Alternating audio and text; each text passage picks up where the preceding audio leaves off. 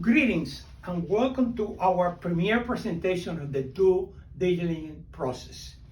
Due diligence is nothing more than a fancy term that means research, investigation, and verification of facts presented by a seller to induce people to purchase a real estate asset.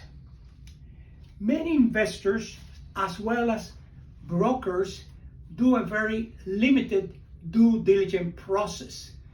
Merely they limit themselves to whatever the lender requires in order to get the loan. Many cash buyers skip the process altogether in order to save money. However, after the transaction gets closed, they uncover some sad negative facts that do affect the performance of the property and the financial return of the thing.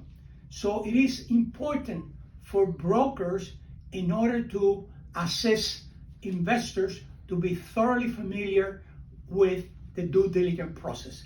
The first step is, prior to identifying any property during the counseling session, the broker should explain to the investor the need of conducting a due diligence process. And it cannot be done by the broker himself. It has to be done by a team of trusted advisors hired by the investor. Among the team that the investor should have on his corner should be a real estate attorney for two purposes. Number one, the attorney that is familiar with negotiating loans to negotiate with the lender, and also the attorney, by being a real estate attorney, to negotiate with the attorney representing the seller. Another important element would be property inspectors, property managers, leasing manager, CPA.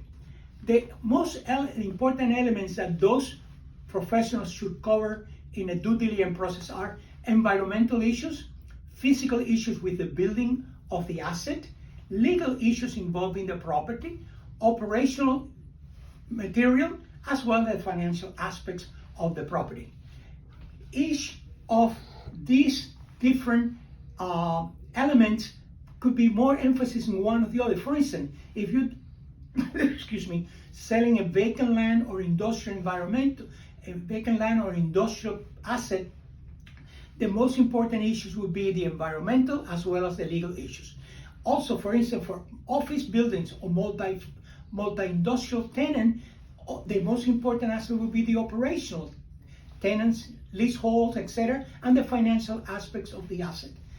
Most important for brokers, by doing this, they become a very valuable team member and counselor of the investor. And number two, to protect himself or herself from liability for not counseling the buyer properly. Thank you.